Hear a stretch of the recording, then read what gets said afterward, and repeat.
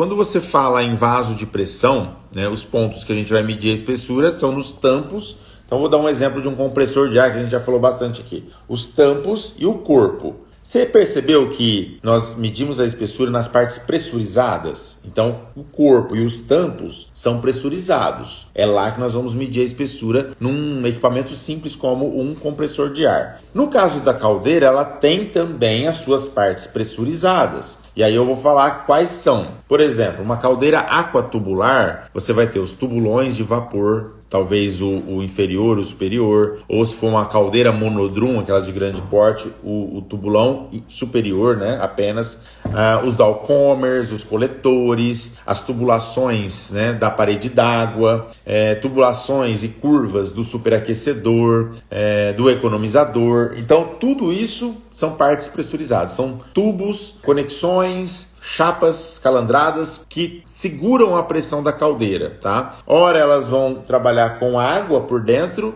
tá? Ora elas vão trabalhar com fogo, por exemplo. A caldeira flamotubular, ela já é diferente. Então você tem lá 2 ou 3 passes, né, dos gases do fogo. Então imagina que entra fogo pelo tubulão de fogo, ele sobe, passa pelo primeiro passe de tubos, dentro dos tubos, depois ele volta para o terceiro passe e depois ele vai embora para a chaminé. Esses 3 passes vão fazer o quê? Aquecer os tubos que tem do outro lado água. Então é a parte pressurizada. A parte pressurizada da caldeira é a parte onde segura ou retém a água. Então é ali que você vai medir as suas espessuras.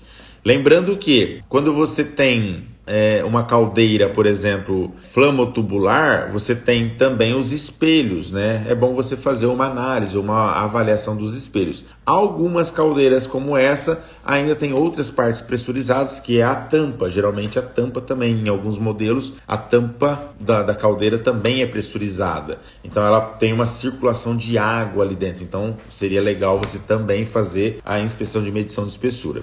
Agora, detalhe.